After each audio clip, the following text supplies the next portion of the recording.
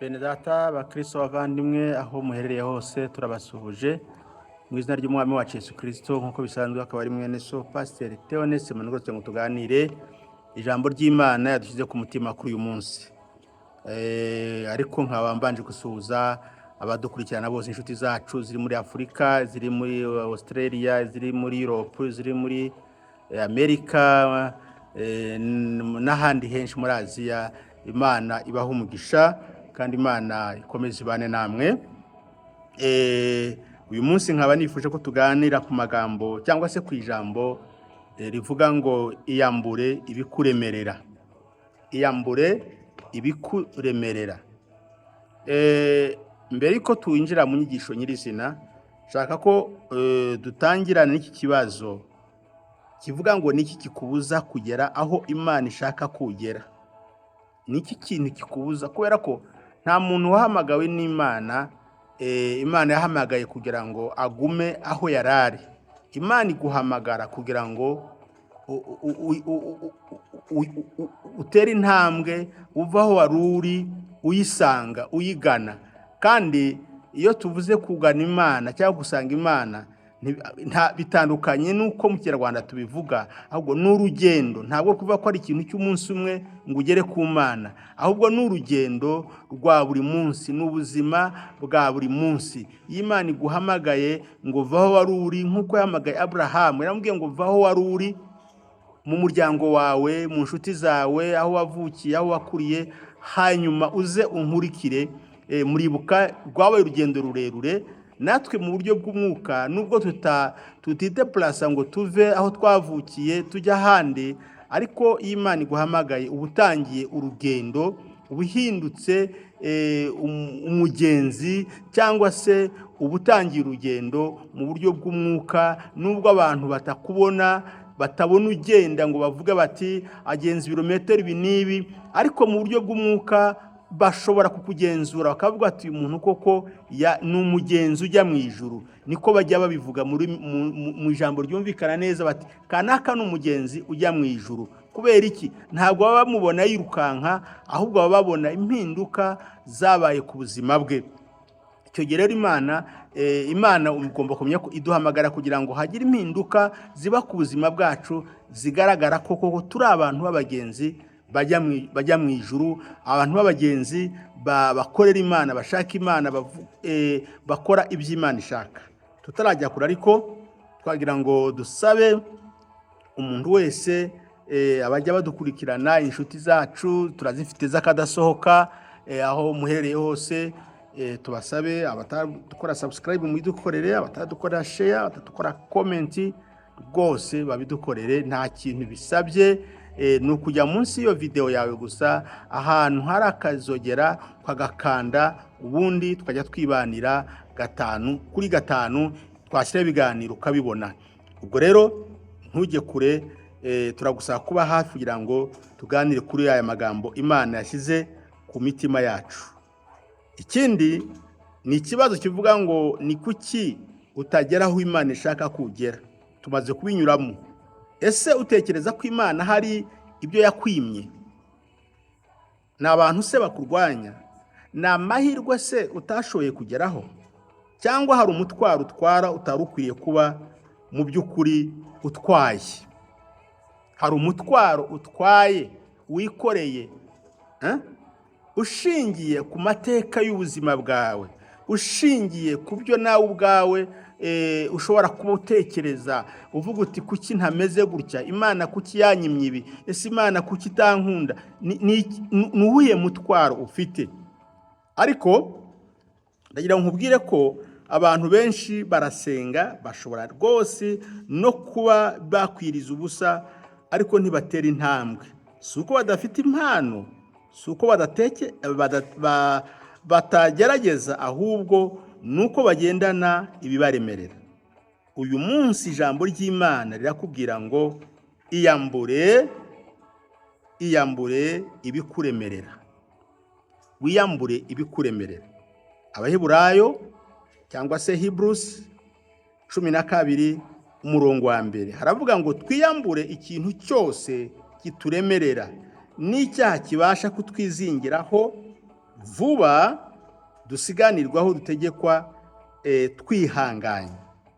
Bibiliya yakoresheje ijambo kwiyambura, bisobanura ko hari ikintu wambaye kandi kitari igice cyawe, ni igice kiri kuri wowe washyizweho rimwe n'amateka y'umuryango wawe cyangwa yawe ubwawe, ariko icyo gice ntabwo ari cyawe, ntabwo kiri mu bice bigize ubuzima bwawe.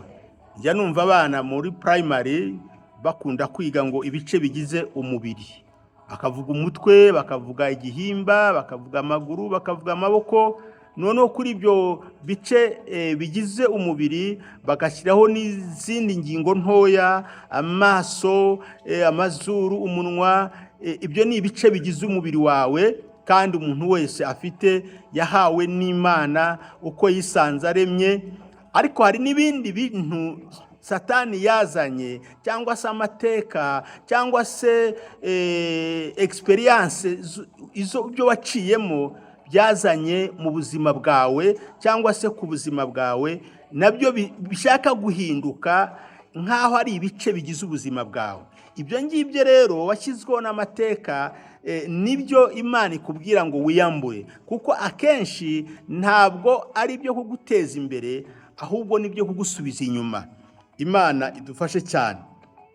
Bisobanuye ko hari ikintu wambaye kandi kitari igice cyawe, ni igice kiri kuri wowe washyizweho n'umuryango, amateka y'umuryango wawe cyangwa nawe ubwawe. Ntabwo turimo tuvuga ibyaha gusa, oya, turavuga ku bintu byose biri mu mutima wawe byabaye umwambaro wawe, kandi bikaba bidatuma utera imbere mu buzima busanzwe ndetse no mu buzima bw'umwuka. Hano ntabwo twazinduwe cyane uyu munsi no kuvuga cyane ku byaha, kuko ibyaha si byo biremerera abantu gusa, si byo Bibiliya yavuze hari byo kwiyambura gusa, ahubwo hariho n'ibindi bintu twashyizweho n'amateka n'ubuzima twaciyemo n'intambara twabonye n'uburyo abantu bavutse. Ushobora kuba waravutse uri imfubyi, ushobora kuba warapfakaye imburagihe, ushobora kuba wararezwe nabi bitewe n'impamvu zitandukanye, ubuzima bukakugora, ugakura ufite ubusharire, ufite intimba, ufite amaganya. Ibyo byose byajeho bitari ibice bigize ubuzima bwawe, ibyo wateweho n'amateka. Nibyo tumaze kuvuga, nibyo ijambo ry'Imana ridusaba kwiyambura, kuko birakuremerera, ntiwashobora kubigendana ubuzima bwawe bwose, cyane cyane ubu buzima, uretse no mu buzima bw'umwuka n'ubuzima bw'umubiri, kugendana imitwaro, kugendana intimba. Ibyo byose nibyo bizana stress mu buzima, bikazanira abantu indwara zidakira. Ariko ijambo ry'Imana riragusaba uyu munsi kubyiyambura, kuko ni wowe ubwawe ubasha kubyiyambura, ukabyivanaho, ukaba free mu buryo bw'umubiri ndetse no mu buryo bw'umwuka. Niba uri mureba iyi nyigisho aho uri hose, haba ari muri Afurika, ari muri Europe, Amerika, Asia cyangwa Australia, ubu butumwa ni ubwawe. Aho uherereye hose utureba, utwumva ibyo tuvuga, turakumenyesha ko ubu butumwa ari ubwawe. Ikindi biravuga ngo you cannot run your destiny while carrying unnecessary weight. Ntushobora kwirukanka, ntushobora kwirukanka kandi wikoreye ibintu bitari ngombwa. Ibintu bitari ngombwa bigusaba hari ibintu bitari ngombwa, hari ibintu bikudindiza, hari ibintu bitari bidakenewe ku byo urimo ukora, aho urimo ujya. Uyu munsi hari ibintu bidakenewe kubigendana, kuko ntacyo byungura, nta gaciro bifite, nta nyungu na nke tubibona mu buzima bwawe, mu buzima bwacu. Nta nyungu bifite uretse kutudindiza. Icya kabiri, urugendo rw'ubuzima ni irushanwa. Abaheburayo 12 umurongo wa mbere iravuga ngo ubuzima ari irushanwa. Nta muntu ujya kwiruka marathon yambaye ikoti rinini rimwe ryagenewe igihe cya winter cyangwa igihe cy'imbeho, yambaye inkweto zimwe nini cyane, zimwe zagenewe wenda kujyana gukora mu mafamu n'ahandi henshi. Oya, hari imyambaro yagenewe abiruka maratoni, hari imyambaro, hari inkweto, hari uburyo bagomba kuba bambaye. Si ukwambara ibyo babonye. Ntushobora kugenda wikorera urukapu ngo ushyiremo amabuye ujye ku maratoni. Oya, ntibishoboka. Ariko igitangaje mu buryo bw'umwuka niko abantu benshi babikora. Ikintu gitangaje mu buryo bw'umwuka, abantu benshi baravuga ngo bari mu rugendo mu buryo bw'umwuka, barimo barasiganwa,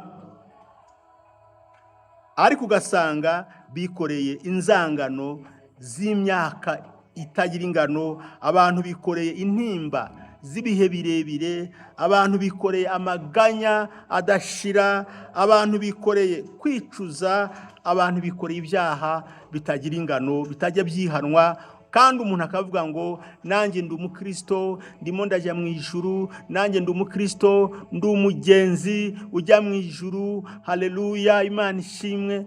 Ariko yikoreye amaganya adashira, yagera hanze akaganya, wava gusenga ukaganyira igiti n'ibuye, uhuye nawe wese ukamuganyira, wava gusenga amagambo akakurenga, kunegurana, kuvuga abandi nabi, inzangano, amoko, amacakubiri, ibyo byose byarakurenze. Ariko ukagenda uvuga ngo umuntu w'Imana, ngo urimo urajya mu ijuru. Ntushobora kujya mu ijuru wikoreye amacakubiri, wikoreye inzangano, wikoreye ubugome. Ni koko birashoboka, hari abantu bashobora kuba baraguhemukiye, ariko ntushobora kujya mu ijuru wikoreye iyo mitwaro. Ugomba kuyitura, ugomba kwizanira Kristo akayigutura, akayigukiza, kugira ngo ushobore kuba koko umukristo uri mu irushanwa. Kuko Bibiliya yatubwiye ngo abarushanwa ntabwo barushanwa uko bashaka,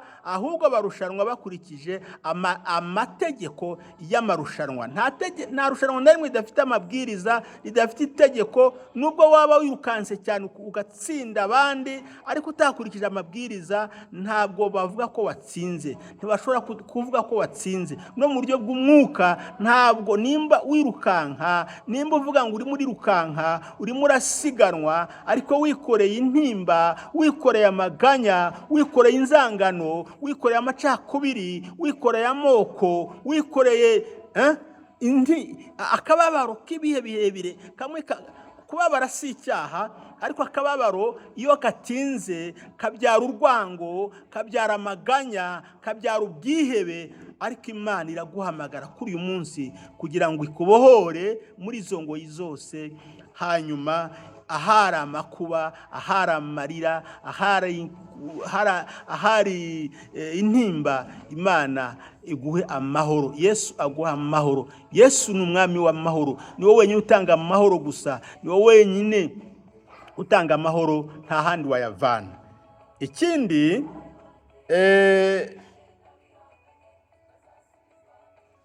uzasanga abantu bibaza, abakristo bibaza, ugasanga umuntu aribaza ati kubera iki ngewe ntatera imbere mu buryo bw'umwuka? Mu buryo bw'umwuka naho haba gutera imbere nko mu buzima busanzwe, kimwe n'ibindi byose dukora, habamo gutera imbere. Ugasanga umuntu aribaza kuki ntatera imbere, kubera iki? Kuki ntatera imbere? Why am I not progressing? Kuki ntatera imbere nk'abandi? Kuki ntuzura umwuka wera? Kuki ntavuga mu ndimi? Ni ukubera iki? Ni uko abantu birukanka ariko bikoreye imitwaro. Abantu bafite imitwaro bikoreye, bakavuga ngo barimo barajya mu ijuru, ariko bikoreye imitwaro. Imana idufashe cyane, Imana itugirire neza. Icya kabiri ni icyaha. Icyaha nacyo ni umutwaro uremereye. Zaburi 38:4 aravuga ngo ibyaha byanjye bingose nk'umutwaro uremereye. Icyakora ntikiza gutera icyaha, ntikiza gutera ibyishimo ibihe birebire. Gishobora kuguha pleasure y'igihe gito, ariko finally kikakurura guilt, fear na condemnation. Nuko icyaha niko giteye, niyo process y'icyaha. Ntuzagishakira ahandi, ntuzatekereze ngo hari ukundi kizahinduka. Igihe cyose icyaha cyangwa sirari iyo rigukura ari kujyana mu cyaha, uba wumva ari ibyishimo, uba wumva unezerewe. Ariko iyo ukirangije, wa munezero urashira, utangira kumva umutima ugucira urubanza, ukavuga uti kuki ibintu nabikoze, ese ubu bimariye iki? Kubera yuko icyaha cyose, ingaruka z'icyaha biravuga ngo ni urupfu. Icyaha ntabwo produit z'icyaha ntabwo ari ibyishimo, nta bihoraho, ntabwo ari amahoro. Oya, byanze bikunze iyo wakoze icyaha, muribuka no kuri Adamu niko byagenze. Bariye bishimye kuko ni urubuto bari bariye ubwa mbere, ariko nyuma bamaze kururya batangira kumva umutima ubacira urubanza, bumva guilty, bibaza kubera iki, batangira kugira ubwoba, batazi iyo buvuye, kuko bari bamaze kurega ku itegeko ry'Imana. Bari bamaze kurega ku itegeko ry'Imana. Ndagira nkubwire, waba ukunda gusenga waba utabikunda, ariko Imana niyo yakuremye kandi yashyize amategeko yayo mu mutima wawe. Niyo mpamvu ukora icyaha, nubwo wakwihagararaho, nubwo wakwita umuntu w'umudanje ukomeye, uvuga uti njyewe rwose niko, ariko kuko umuntu wese wacumuye ku Mana yumva ubwoba, yumva condemnation, yumva gucirwa urubanza mu mutima we. Ndagira nkubwire, abantu benshi bavuga ngo nta rubanza ruzabaho, ariko urubanza rwaratangiye kera muri wowe imbere, kuko ukora ibyaha udashaka kwihana. Nimba wumva wowe ubwawe wicira urubanza, umutima wawe ugucira urubanza, umenye neza yuko no ku Mana hariho urubanza. Ariko Yesu yagiye ku musaraba ku bw'icyo kintu kigucira urubanza, kugira ngo akunge n'Imana. Imana idufashe cyane. Ikindi, hari umuntu urimo wumva izi nyigisho aho yaba aherereye hose, ndagira nkubwire ko izi nyigisho ari zawe. Izi nyigisho wowe ujya mu rusengero ugasenga, wavamo ntugira amahoro, wowe ujya wiherera ugasenga ariko ukabona udahinduka, ndagira nkubwire nta yindi mpamvu suko Imana itagukunda, ahubwo nuko hari ibintu wikoreye mu mutima wawe ugendana bitari ibyawe, ukwiriye gusiga, ukwiriye kurekura, ukwiriye kujugunya, hanyuma Yesu akagira ibindi ashyira mu mutima wawe, agashyiramo ibyishimo, agashyiramo amahoro, agashyiramo umwuka wera. Kandi umwuka w'iriyo yaje, amahoro araza, ibyishimo biraza, umunezero uraza, indirimbo zikaza. Imana idufashe kandi Imana itugirire neza. Icya gatatu, ni amaganya. Nayo ni umutwaro udakwiriye kuba mu mitwaro ukwiye kwikorera. Petero wa mbere igice cya 5 umurongo wa 7 aravuga ngo muyikoreze amaganya yanyu yose kuko yita kuri mwe. Petero yandikiye abakristo bari baratatanye mu gihe cye, bari mu bibazo by'akarengane, ariko arabandikira arababwira ati nyamuneka nimuyikoreze amaganya yanyu, nimuyibwire amaganya yanyu, nimuyabwire Imana, kuko Imana yita kuri mwe. Imana kandi izabakiza ayo maganya mufite, Imana izabarengera. Bibiliya yatubwiye ko mugomba kwikoreza amaganya yanyu Imana, ntabwo ari mwebwe mugomba kuyikorera, kubera ko wowe nanjye ntabwo wayikorera kandi ngo uyagendane uvuge ngo uri mu rugendo. Ariko Imana yo yonyine niyo ifite ubushobozi bwo kwikorera ibyo ngibyo bikuremereye. Bibiliya iradutegeka kuzana amaganya yacu ku Mana. Kuyazana bivuga aha bisobanura iki? Si ukuza ukayamurikira Imana mu rusengero cyangwa mu gihe uri musenga, warangiza ukongera ukikorera umutwaro wawe ugasubiza mu rugo. Ndagira nkubwire, abakristo benshi, abantu benshi basenga muri ubwo buryo. Baza mu rusengero bikoreye amaganya, baza mu rusengero bikoreye inzangano, baza mu rusengero bikoreye ubusambanyi, bikoreye ubujura, bikoreye irari, bakaza bakabyereka Imana.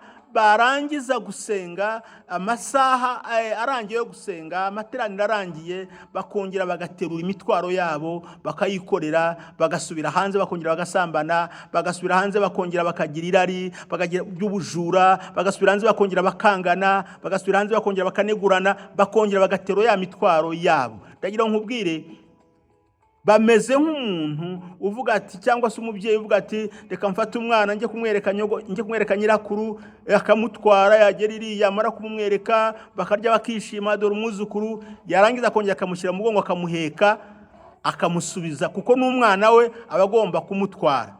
Kuki wowe ayo maganya, kuki wowe ubwo bujura, kuki wowe ubwo busambanyi wabugize ubwawe, ku buryo uzajya uza ukabumurikira Imana, ukongera ukabwikora ukabusubiza mu rugo rwawe, ukabubana mu minsi 9, mu minsi 6 yose, igihe ugiye mu rusengero isaha 1 cyangwa isaha 2, ukumva wenda ubaye nk'uruhutse kuko wumva ijambo ry'Imana, ariko amateraniro yarangira ukongera ukikorera umutwaro wawe, ukongera ukikorera imari yawe, ugasubiza mu icyaha, ukikorera ngo kizakubyarira iki? Icyaha ko Bibiri ivuga ko kibyara urupfu. Kuki ugumya kwikorera urupfu? Kuki ugumya kwikorera ibintu bitari ibyawe? Imana irakwinginga uyu munsi kugira ngo uzane iyo mitwaro yawe kuri Kristo, hanyuma akuruhure. Hanyuma ikindi, birashoboka ko ikibazo cyawe ni icy'uburwayi, ni ikibazo cy'ubukene, ni ikibazo se cyo bita family pressure, abana uwo mwashakanye, cyangwa se ni rejection, kwangwa. Ariko Imana iravuga iti, you were not created to carry what I did to carry. Ntabwo Imana irakubwira ngo ntiwaremewe kwikorera iby'Imana ubwayo yikoreye ku bwawe. Imana yakuremeye kuba umudendezo, ntabwo Imana yakuremeye guhora wikoreye ibyo ngibyo. Niyo mpamvu usabwa kubizana kuri Kristo kugira ngo abikuruhure. Icya kane, abantu bamwe n'ibintu bimwe ni imitwaro. Abantu bamwe n'ibintu bimwe nayo ni imitwaro. Bisobanuye iki? Timoteyo wa 2 igice cya 2 umurongo wa 4 haravuga ngo, ntawujya cyangwa se ntawaba umusirikare kandi ngo yishyire mu by'ubu bugingo cyangwa se by'ubu buzima ngo abakinejeje uwamuhamagariye ubusirikare. Hari inshuti zidafasha kuri destiny yawe, hari relationship zikurura zisubiza inyuma, hari habits zigabanya imbaraga zawe. Ntushobora gukunda Imana no gukunda iby'isi icyarimwe. Haleluya. Ntushobora gukunda Imana ngo ukunde n'iby'isi icyarimwe. Mu Cyongereza biravuga ngo, sometimes growth requires separations. Igihe kimwe gukura bidusaba gutandukana.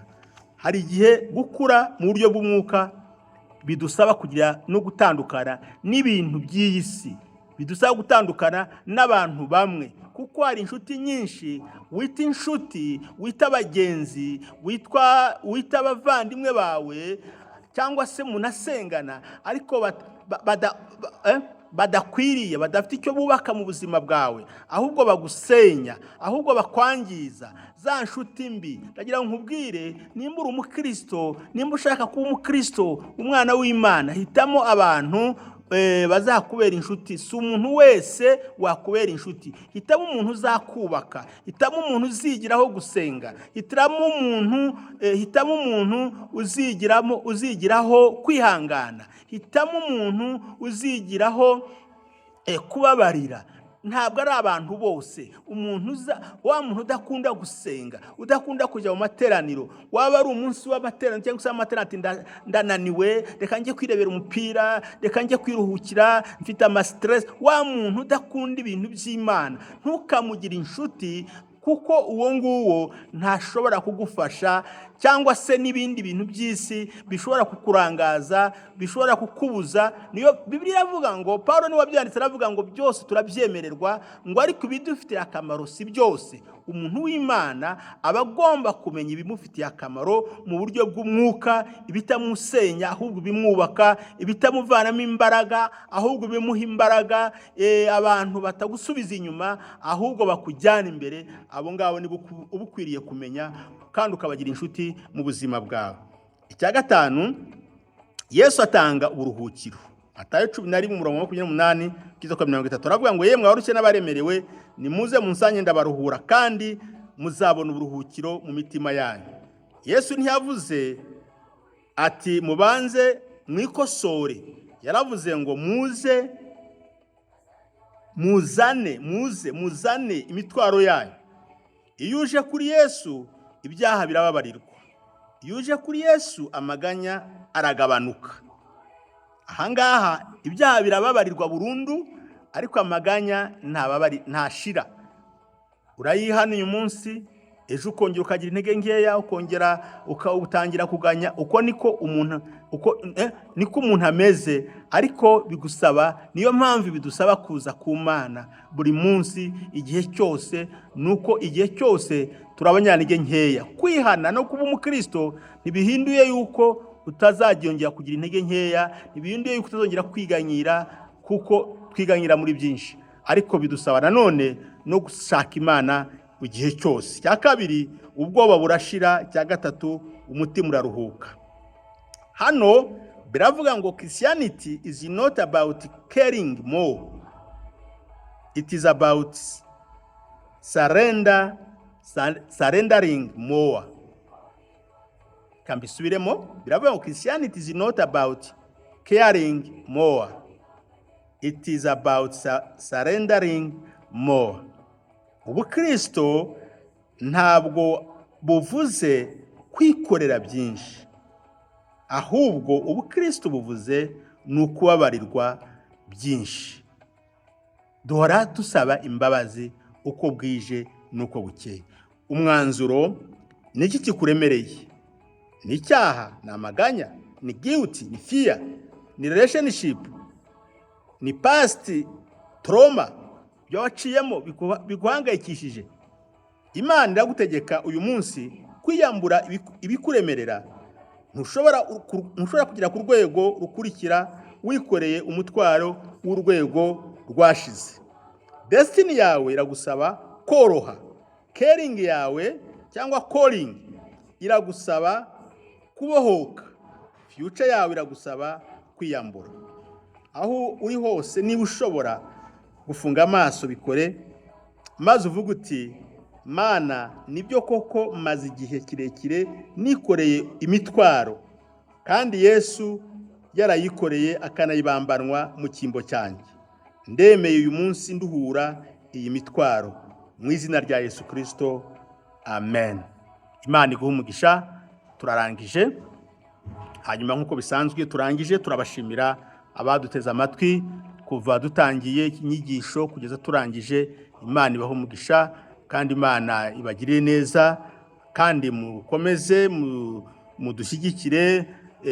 Abataradukora subscribe muyikore, abatarakora share, abatarakora comment, mwese rwose turabingiye kugira ngo mubikore.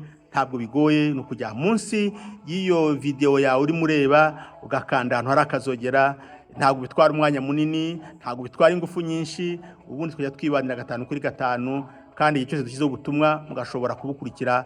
Imana ibahe umugisha mu izina rya Yesu. Kandi turashimira ko ari Bote tubana muri rivuga butumwa dukoresha iyi ndirimbo. Bafite n'izindi nyinshi ziri kuri YouTube muzazisangaho, kandi ziri mu butumwa bwiza zizababera zizabafasha nimuzumva. Imana y'amahoro ikomeze ibane namwe mu izina rya Yesu, kandi mugire weekend nziza. Amen.